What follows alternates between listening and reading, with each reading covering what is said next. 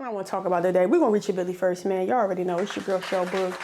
And we're here today, Thursday. You know, we're hitting into the weekend, you know, in a couple days, tomorrow, Saturday, a couple days, weekend, whatever.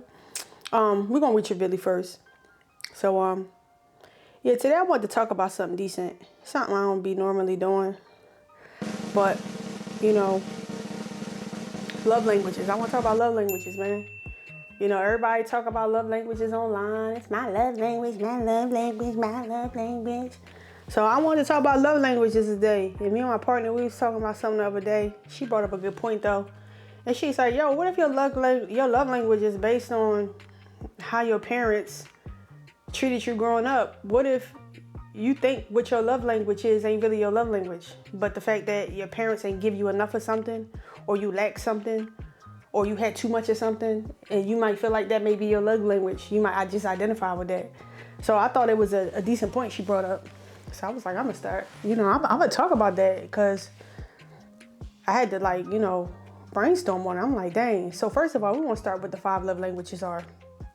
5 love languages are words of affirmation, gifts, kindness of service, quality time, physical touch. Those are the 5 love languages. There's a test that you can take that tell you what your love language are. A couple questions that you'll answer, and it will determine what is your love language. So I know when I first got with my partner, we both took the test, the love language test. It was pretty interesting. I honestly feel like, even in my experience of being in a relationship, sometimes I still love my girlfriend wrong, because her love language is quality time. She loves quality time. And I know I used to feel like, well, we together every day, that's quality time, right? No, it's not. Quality time to her is like intimacy, as far as like doing things and date nights and all this and paying undivided attention to her. That's quality time. So like, I have to get better at that, I have to get better at that. My love language is words of affirmation. That's my top love language for me. Words of affirmation. My second in line is kind acts of service. I like to do things a lot. I'm always like a person that's always giving and serving. I love serving. I don't know. It's just something in me, in my spirit. I just love serving people. And like, when in my relationship, my girl said to me the other day, she's like, I never really liked kind acts of service. She's like, but I realized I like kind acts of service because you do kind acts of service. So, that's my thing. I always did that. I'm always like, I had suffered with people pleasing for a long time, for a very, very, very long time. I suffered with people pleasing. So I think within that people pleasing, we'll get into that later in the video, but with that people pleasing was some trait that I grew up with growing up, where, I had to make up for something as a child. So it led me into people pleasing. And the kindness of service is a form of my people pleasing. So sometimes I do have to put myself in check, like, you're doing too much now. You gotta put yourself in check, because it is a bad side to the love languages. It is a dark side to the love languages. We're gonna talk about that later too. But, I think ultimately, how we love and how we express love is it's important things in the way we communicate with not just our partners in relationships, but with our family members, our friends, with people. It's so important. It opens up so many realms of communication and how we can communicate love to each other. So I really feel like, it's a decent thing that, they came up with this concept, because it actually helped me understand. Let me drop this thing on the floor. It helped me understand myself more. And I'm still learning who I am in life, still learning, as everybody is, you know what I'm saying? So the love languages, I feel like, is an important form of communication of how we communicate with each other. I feel like we do use love languages based on how we grew up. I believe a part of how we love is on how our parents loved us, and whether it be negative or positive, I honestly feel like that. For instance, My mom was a big words of affirmation person. And I think maybe that's why I'm big with words of affirmation. Because my mama, honey, baby, my mom, rest in peace to my baby. That's my mom. She tattooed on my arm right here. Nobody y'all can see, but my mom was a big words of affirmation person. She used to, man, talk. My mama was talking to my soul. With my soul. She was talking to my soul. But she called me Princess growing up. That was my name. Oh, and I tell you, a lot of my traits that I think about, it's so crazy. A lot of my traits, when I think about it now, growing up, is because a lot from my mom. Like when I was little, I want to say like 2, 3, she would dress me up. She would always dress me up like, I mean, put ruffled panties on me. The underwear is like my diaper. The panties, she'll put a diaper on me and put stockings on me and then put ruffled panties on. So like if, hypothetically, if I'm playing around or something and my little dress go up, I would just have like ruffles on my butt, like ribbons. I know it's crazy, right? I was so like prim and pram when I was younger. My mom used to get my shoes, take my shoes to the tailor and like the shoemaker and get my shoes and put taps on the bottom of my shoes to like, I don't know like the old school reason why they did that, but my mom would take my shoe to the shoemaker and get my shoes like shined and like put like this thing at the bottom of my shoe, I guess to help me walk when I was trying to first start walking. She bought me like patent leather and velvet. You know, she always had me like coats and hats, ribbons, and like I was just always dressed to the T. Like I was you would think I was like from the royal family, the way my mom used to dress me when I was little. And I see pictures of myself when I was younger, I was like, dang, yo. Like you look at me there, you be like, but yo, my mom, she used to have me like to the T, like, put the oil on my face and all that, you know. But my mom used to speak lovely words of affirmation to me. She used to always tell me how beautiful I was. My mama always told me how much she loved me. And she was a physical touch and a quality time person. She really was. My mom was really big on physical touch. She always gave me hugs and always kissed me. And always, you know, told me how much she loved me. She called me Princess. She said I was royalty. She said ain't no bloodline like our bloodline. We above everything and everybody, you know.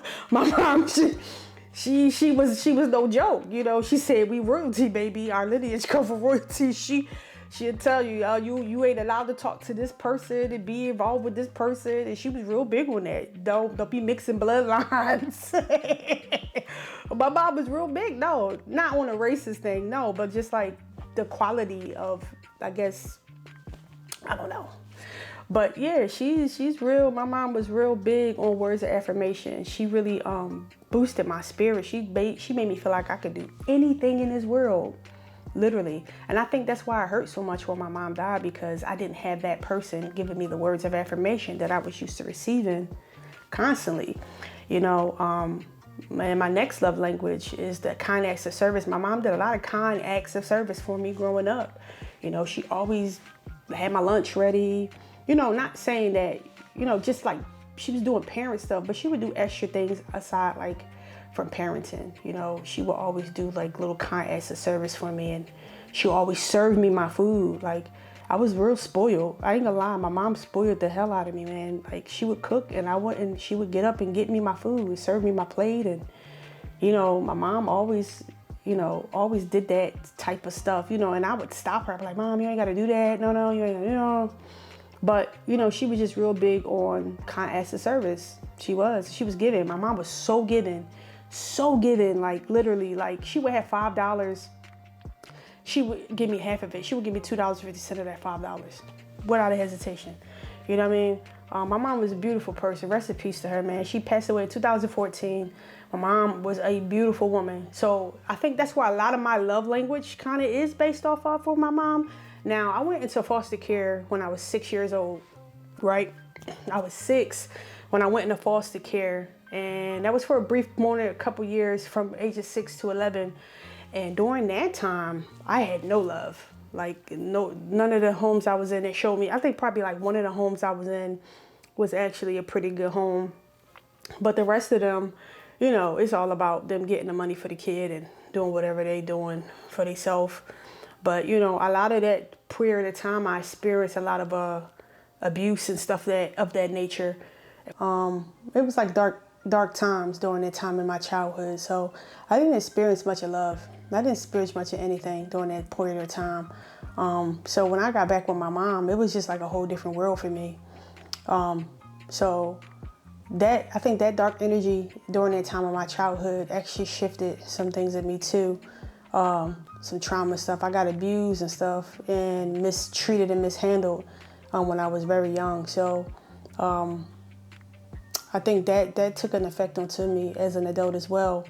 But our childhood experiences definitely shape our understanding of what love and affection looks like and how we express our love languages. I feel like even as our parents, when they were growing up, whatever mistakes that their parents did, it leaks onto them and it leaks onto us and it leaks onto our children. I was always kind of hesitant to have children because of the things that I've been through in my life, and I didn't want to be a certain type of parent. I didn't want to have an overbearingness or something that I was naturally fearful of, as an adult. I didn't want to bring that to my child. Growing up, we observed and internalized the ways that our caregivers show love. We do, and I know I have personally, and I feel like a lot of people have too, honestly.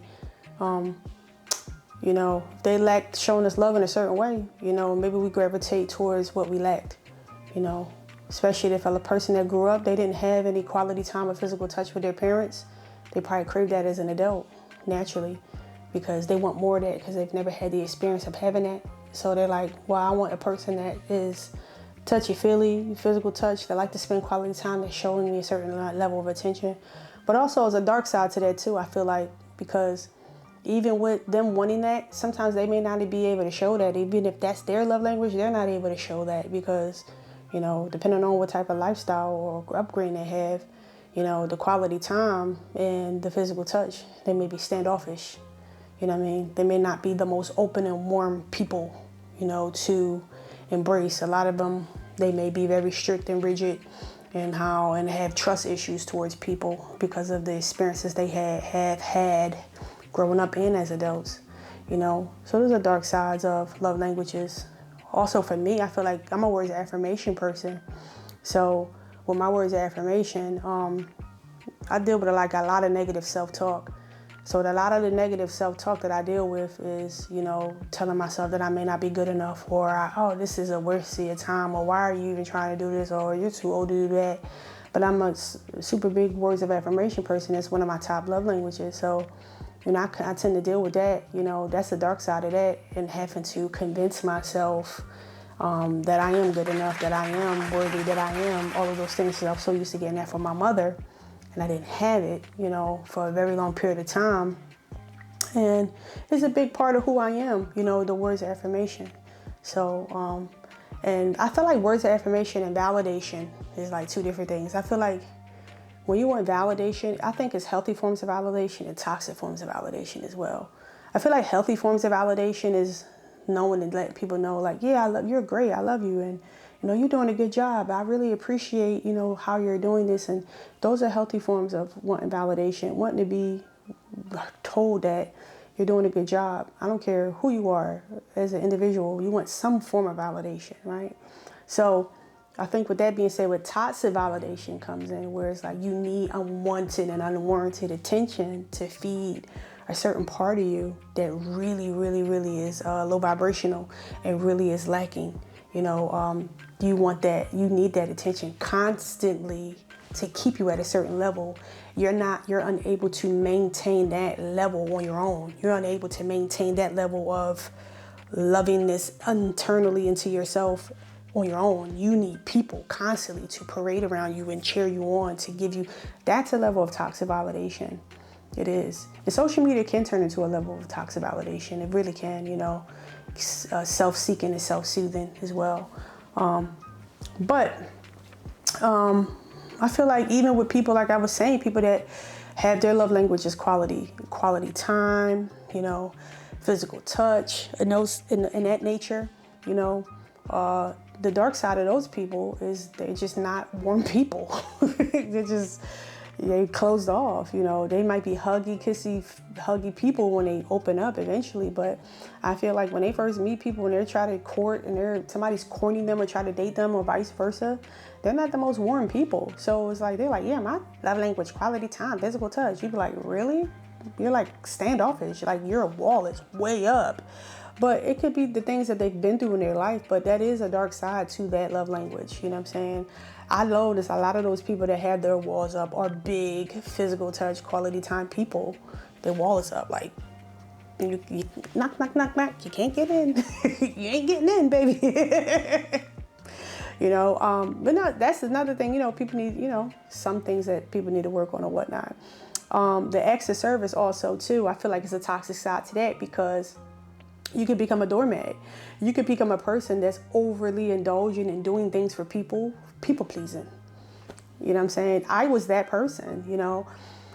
Baby, I'm a big people pleaser. That's something I struggle with still, but I've gotten so much better over the years about it. I want to say like over the past 2 years, I've gotten better about it, the people pleasing thing. And it's still in me. It's still innately in me to do it, but that comes from a form of abuse in my childhood, trying to people please my abusers. You know what I'm saying? Trying to people please the people that hurt me so I won't be hurt again. You know what I'm saying? So those kinds of acts of services, you know, it's innately, God put the gift in me to serve, but it was in a toxic format, you know what I'm saying? And I feel like I became a doormat for people, and I had to tell myself that I was worthy enough and I was a champion in myself to know, like, you're great too. You don't have to keep telling people they great all day. Like, you're great too. Like, tell yourself you're great. You good. You know what I'm saying? You know, you don't have to keep getting up and doing stuff for people and making sure everybody, are you okay? Are you okay? Is everybody okay? You know, like, no, everybody's fine. They grown. They could take care of themselves. They could self-soothe. It's okay. You know, certain things that I had to learn those things. You know, people wanting me to champion them all the time and go, go, go. And look at this and this, that. No, it's okay. You look great too. Like you're doing what you got to do too. You know what I'm saying? It was just constant. You know, I had to learn it. Like, had to separate myself from that trait of that kind acts of service and becoming that doormat, because I had to create boundaries. I had to learn how to create boundaries, and that was the toxic form of the love language of myself.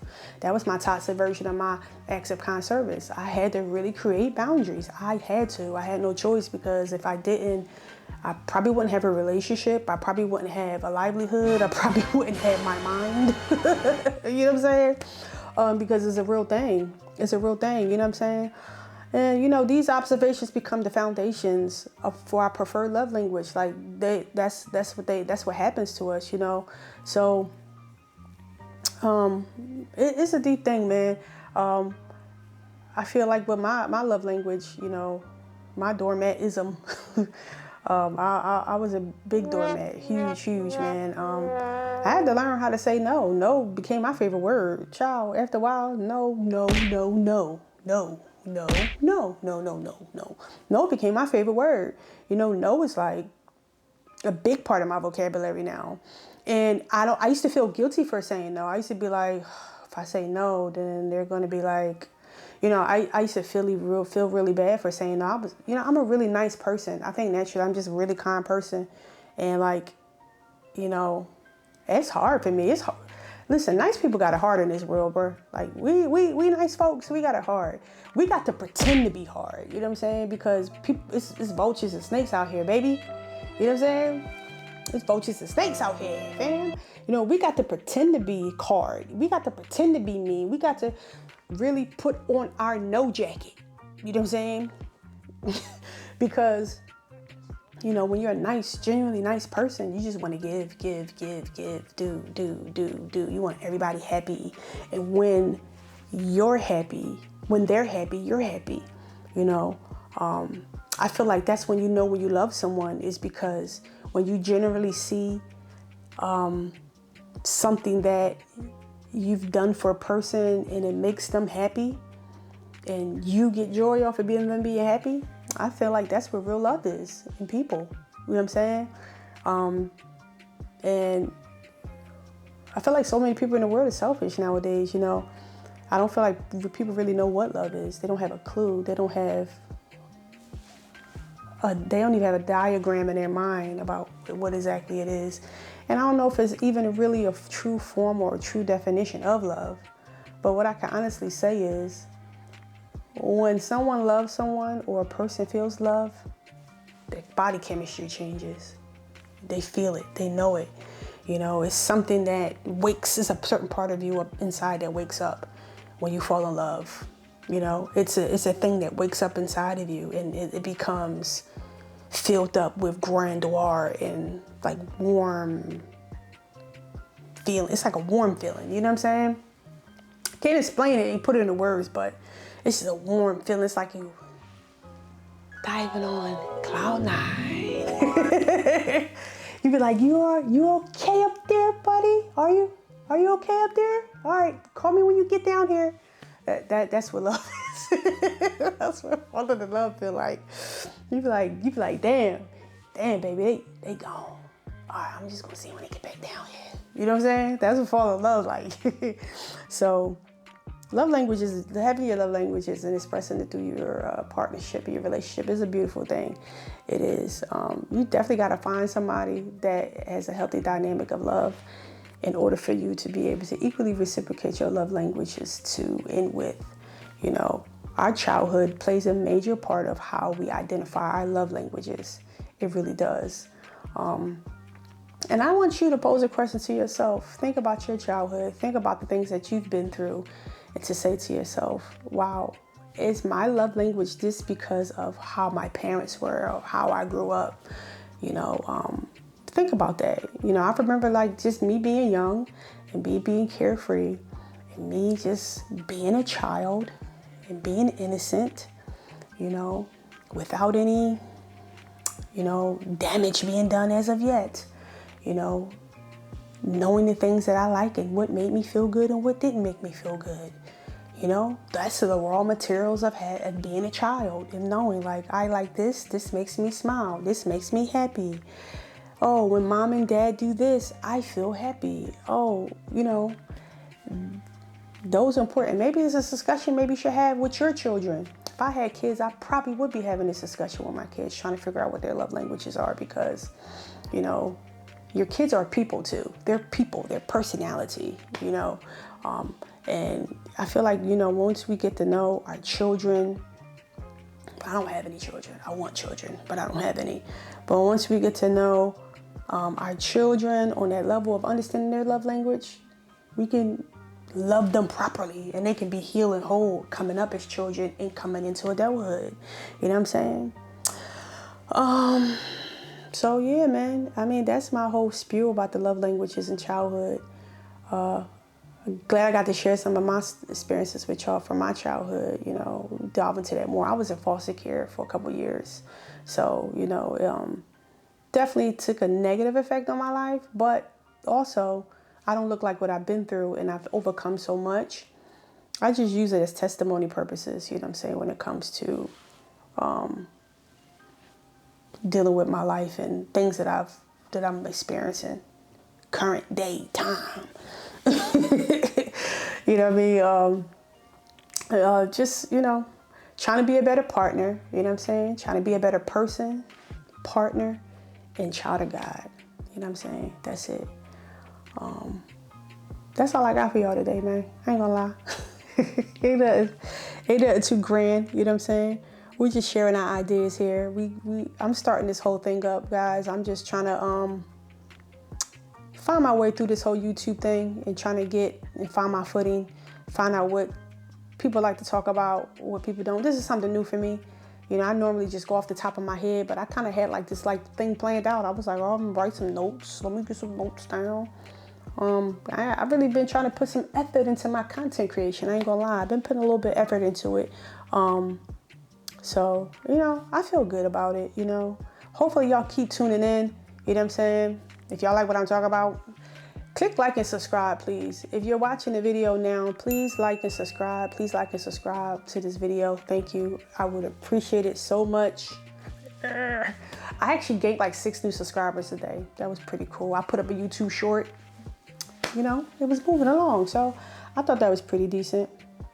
But yeah, man, I just appreciate y'all watching. If y'all watching this, click the like, comment, show me some love. You know what I'm saying? Show me some positivity. Tell me your thoughts on love languages. You know what I'm saying? Tell me your thoughts on your childhood and how it affects your love languages as an adult. I really would like to hear. Honestly, I really do. Love you. We're going to reach your Billy first. It's your girl, Showbook. Peace.